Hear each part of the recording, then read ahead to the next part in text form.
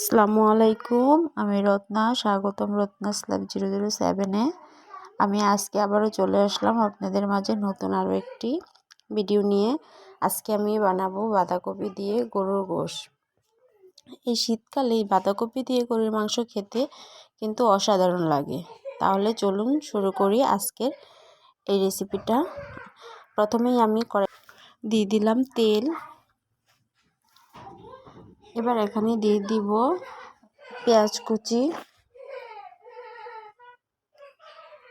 পেঁয়াজটা হালকা বাদামি করে ভেজে নিব।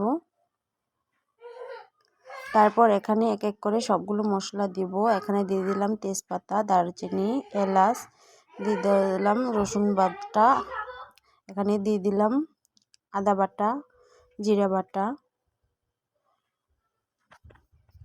এবার আমি মশলাগুলো একটু ভালো করে কষিয়ে নিব। তারপর এখানে দিয়ে দিলাম হলুদ গুঁড়ো। তারপর সামান্য পরিমাণে পানি দিব, দিয়ে একটু নেড়েচেড়ে নিব। দিয়ে দিব লবণ।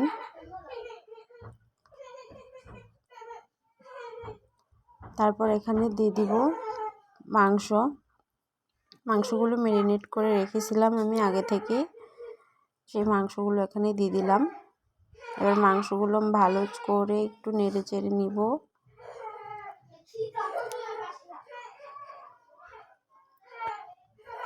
মাংসগুলো প্রায় কষানো হয়ে আসছে। এবার আমি এখানে দিয়ে দিব বাঁধাকপি, আর এখানে দিয়ে দিব কয়েক টুকরো আলু। মাংসের মতো করে কেটে নিয়েছি, মাংসতে যেরকম আলু দিই আমরা সেরকম। এবার একটু নেড়েচেড়ে দিব। এখানে কিন্তু বাঁধাকপি থেকে অনেক পানি বের হয়ে আসছে। এই পানি দিয়েই মাংসটা বাঁধাকপি কষানো হবে।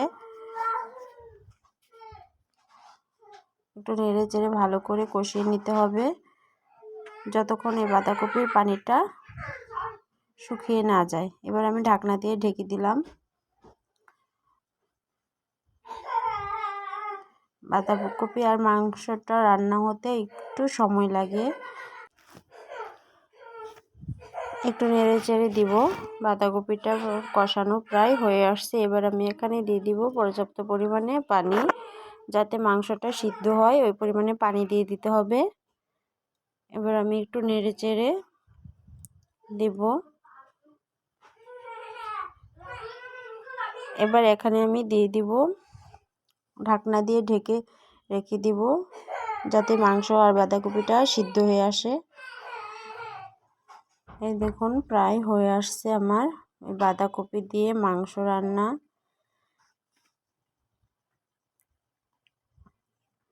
এইটা খেতে কিন্তু খুবই দারুণ হয়, আর খুব সুন্দর একটা সেন্ট বের হচ্ছে।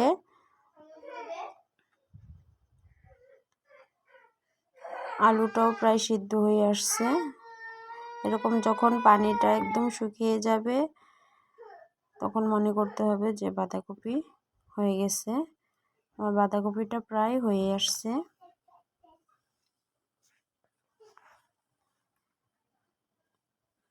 দেখুন কি সুন্দর কালার হয়ে আসছে। ব্যাস রেডি আমার আজকের বাঁধাকপি দিয়ে গরুর মাংস। দেখতেও খুব লোভনীয় হয়েছে।